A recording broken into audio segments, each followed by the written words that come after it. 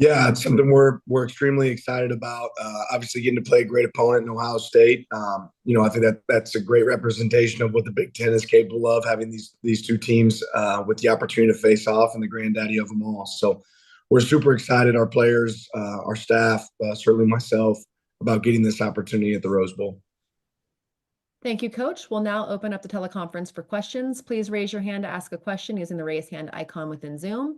If and when your question is selected, we will unmute your microphone and state your name and your media outlet when asking a question. Our first question comes from Bill Rabinowitz. Hi, Dan. Bill Rabinowitz from the Columbus Dispatch. When the bracket was announced and you're the number one seed, the undefeated team, only undefeated team, and you're facing potentially Ohio State in the quarterfinals, what kind of goes through your mind, and just kind of your thoughts on a rematch from a team that you've already beaten? Yeah, super excited, right? Getting the opportunity to play great teams, that's what it's about. And this part of the year, I think when you play great teams, that gives you some extra motivation to go work really hard, to be prepared and ready to be out there on the field. So obviously Ohio State's a great team. And the path to the end is tough, which is, exciting for our team and certainly for me. Our next question comes from Brandon Marcello.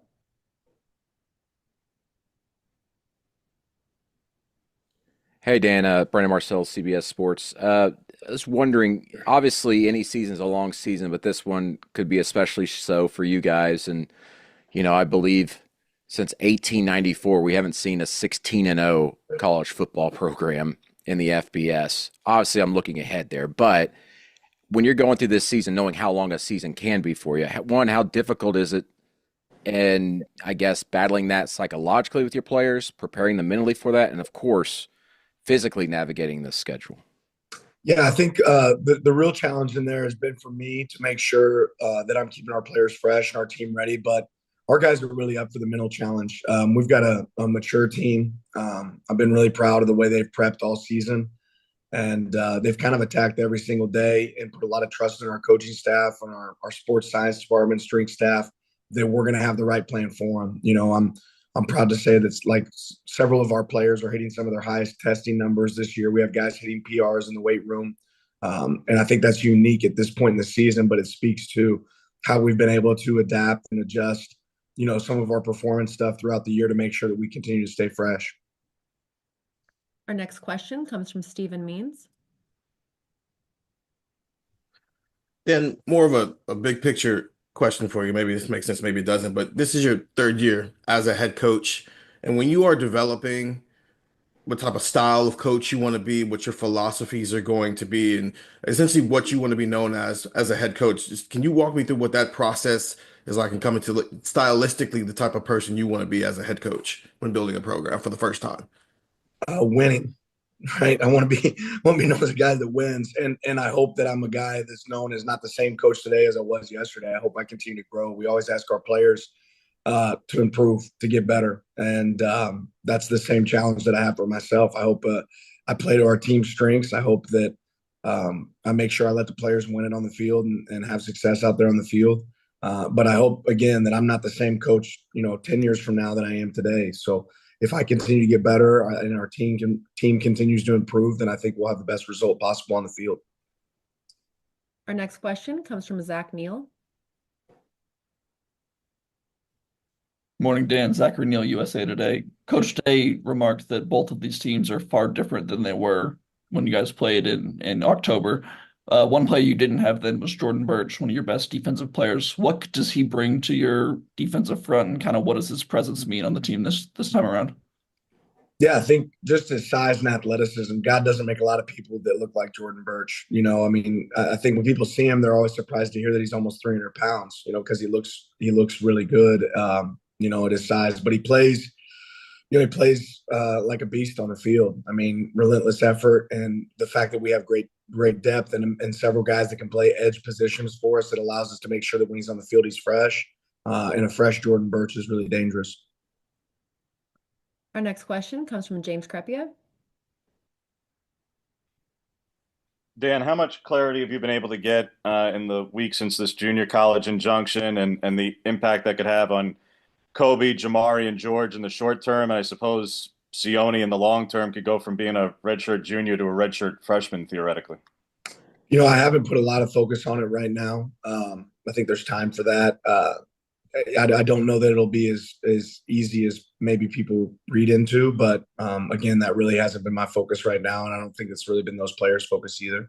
So we'll cross that bridge when we get there. If there's an ability to create that or not, we'll see. Our next question comes from Rob Aller. Hey, Dan, Rob Aller, Columbus Dispatch. Teams don't play each other in the same season very often in college football. I think you did with Washington last year. Is the attitude, philosophy, just stick with what worked before when you're going into the second one? Is there a tendency to think you have to put wrinkles in there, overthink things, or it says it worked before, it'll work again? How does that play out in those coaching meetings? You said you were from Columbus, Yes. so you want our game plan? Is kind of what you're saying. We're going to do the Yeah, same thing again. yeah, they're paying me pretty well. Yeah, we're going to do the exact same thing, right? Every play, first call. No, you look at what worked, you look at what didn't work, you look at how your teams changed, and you try to play again to your strengths. You look at how your opponent's teams change. So there's going to be some differences in this game from the last game for sure. Our next question comes from AP Stedham. Hey, Coach, this is AP Stedham from AP As We See It. Coach, what distinguishes Will Howard as a quarterback, and what have you seen since the time you played him in October? Well, I think he has good size, obviously, and he's a big body. It's hard to get down. More than that, I think he's built a lot of confidence in the guys that he's able to throw the ball to, and even some confidence in the quarterback run game. I think you see him utilized a little bit more in the QB run game later in the season. But he does a good job of throwing good balls. He certainly threw a lot of good balls the other night, down the field, and was able to target those wideouts for explosive plays down the field. So he's playing really good football right now. Certainly played really good football against Tennessee. Our next question comes from Jordan Mendoza. Hey, Coach, Jordan Mendoza with USA Today Sports. Obviously, you guys have played this team before, but it's going to have been almost 3 months since the last time you see them. Just looking at Ohio State and what they've been able to do since then, how has Ohio State changed, and how does that kind of change your approach from how you approached it from the first matchup to how you're going to approach it now? I won't really get into the differences, but they're a really good team. I don't know if there's a more talented team in the nation. Obviously, they've got great weapons outside at wideout and across the board. Their tight end's a big target. The running backs are elite. I think they've settled in with their offensive line, and that's really shown up. And then defensively, they play with relentless effort. They've got talent across the board at really every position. Schematically, they pitch a lot of different things to you on both sides of the ball that stress you. The ability to play with tempo at times in offense and then slow it down and come out of a huddle. The shifts in motions, all those things show up. And then defensively, they kind of keep their foot on the gas, whether it's a pressure mentality at times and then coverage mentality at times. It seems like they're in the right call a lot of the time. So they do a good job on both sides of the ball with their coordinators, and their players do a good job of executing. Our next question comes from Matt Prem. Yeah, Dan, you talk about this team always improving every single week and towards the end of the year playing your best ball. How close do you feel like you are to that target rate? And I guess just what's different from this year's team or this team this week from the first meeting of improvement? Well, I think our best game just overall that we've played is probably our Washington game, just in all three phases. I think we've gotten better at different things with each group and each side of the ball throughout the season. But I think at moments we've certainly showed our ability to play a really good football. I think you probably argue that Ohio State's best game was the game that they just played. So, it's important at this point in the year that you're playing really good football. And sometimes you don't know that until you step on the field. And that's your job as a coach to get you ready for those moments, get our players ready for those moments. But certainly hope that we put our best foot forward when we play in this Rose Bowl. Our next question comes from Patrick Murphy. Hey, Dan, similar to some of the questions you've been asked about the sort of rematch, but when you're preparing for a game like this, do you look back much at that first game? Do you look more at what Ohio State's done since then and how you change things? What do you kind of focus on as you prepare? Well, you got the time to do it, so you look at all of it, right? You look at the history of the team, you look at the history of the coordinators. This kind of is unique where it gives you a little bit more time to evaluate big picture. just coordinator philosophies, and then also, the original matchup, what that looks like, and then what they've done since. So I don't think you necessarily focus on one of those things. I think you focus on all that. Our next question comes from Kyle Golick. Dan, Kyle Golick, Mike Farrell, Sports College Football Dogs. Dylan in the first matchup was able to make some plays with his legs, especially on that touchdown there. Ohio State saw a similar quarterback with Ayama Liava at Tennessee, was really able to limit his ability to shift the pocket and make plays with his legs. How important is it for Dylan to be mobile against this athletic Buckeye defense and athletic front seven? Yeah, I think it's important for Dylan to be able to take what's there, right? In a time that's going to be times that he's going to make those plays with his legs if they're in coverage. And at times that means he's going to have to be able to throw the ball. But Dylan's proven that throughout the year that he can do both. Our next question comes from James Watkins. Hey, Dan. James Watkins, Cleveland.com. I'm just curious, this game came down to literally the last second the first time. So how do you, with everything that's going on late game, keep track of timeouts, situations, everything that comes with a late close game? Yeah, one, you hope that you have your timeouts there. You hope that you're able to utilize them. And then we have a plan, when we want to call that third timeout, when we want to call the second timeout, when we call the last timeout. So for us, that's kind of something we do consistently throughout the season, throughout practice, creating those situations in practice, and evaluating, there's an ideal time for us in each one of those situations, when to utilize the timeouts and when to utilize the ability to get out of bounds, or when to use the 2-minute warning. So we kind of have that played out in our minds, scripted in our minds, so everybody's on the same page of when we'd like to use those. Our next question comes from Zachary Neal. Dan, you know well as anyone about how important that next man up mentality is. I'm curious how impressed you've been with what Ohio State's done on the offensive line this year after losing 2 of their key pieces up front. Yeah, I think they've done a really good job. Obviously, they have good players, and they won several games last year with some of the guys in some of the positions that they're playing now. So I think that, having the ability to shuffle and put guys where you need to be able to put them, and then create that continuity, is really important, and they've been able to create that. Our next question comes from Brianna Armenthus.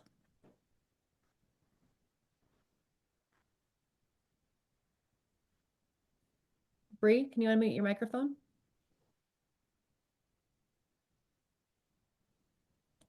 Okay, we'll move on to the next question. Next question will come from Ralph Russo.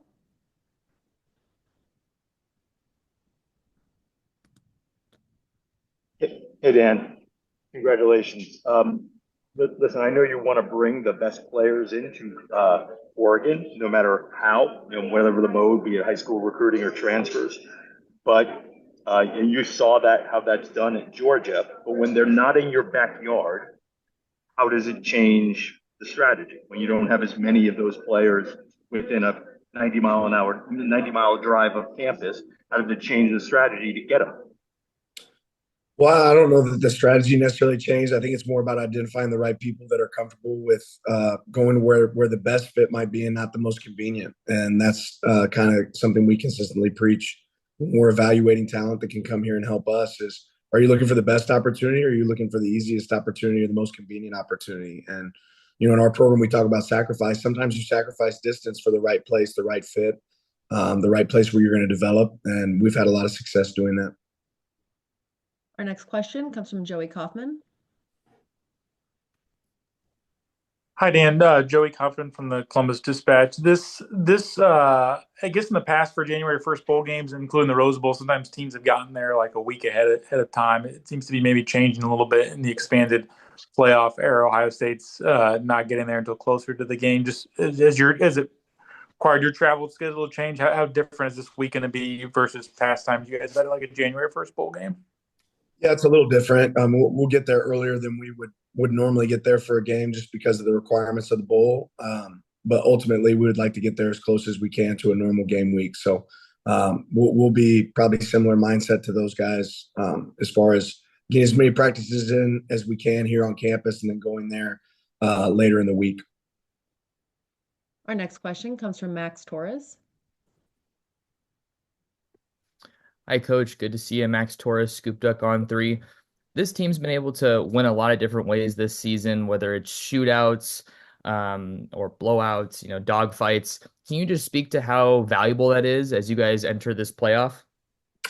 Yeah, I think it's been really important for us, for our team, to realize that we can win in a lot of different ways, and with that piece, knowing that if you're able to put all three phases together and you play your best football, you can have a lot of success. So, football games come in a lot of different ways, and being able to be a team that can win it in multiple different ways is important for us.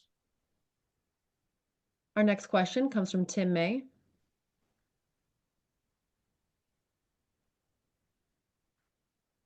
There we go. That you unmute comes up kind of funny. Dan, Dylan Gabriel was on I'm from LettermanRow.com. Dylan Gabriel was on my Heisman ballot. But I wanted to ask you, when I watch him play, what stood out most is his cool under pressure, etc. Does that stand out to you too? And how would you express it as a head coach of what he kind of brings in the toughest situations? Yeah, I think you said it right. I've been really impressed with Dylan's poise. It doesn't matter if there's just a couple seconds left on the clock or if it's 4th and 9. I feel like he treats those plays the same as 1st and 10 at the beginning of the game. So he's able to stay cool as the backside of the pillow in big moments, and it's certainly paid off for us. We have time for 2 more questions. Our next question will come from Dan Hope. Hey, Dan, obviously you guys won the first game, but it was a really close game that came down to the end. So what are the biggest things you look at from that first game against Ohio State that you guys need to do better the second time around?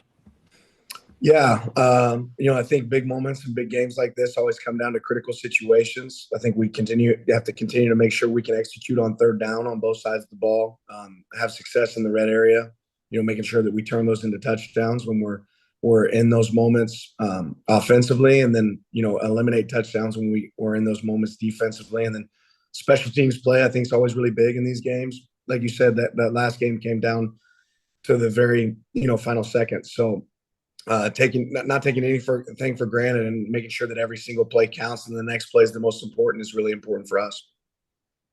Our final question will come from Andrew Gillis. Hey Dan, you guys are 4-0 in one-score games this year, and 3 of those teams are still playing. What have you learned as a coach about coaching in those one-score games, coaching in games that are one-possession games that come right down to the wire? A ton. It matters, right? The details matter in those moments, and very similar to what we were just talking about with Dylan. You got to have poise and composure in those moments, be able to visualize what success looks like in those moments, and hope that you've recreated those moments within practice in situations throughout the season, so you can go execute.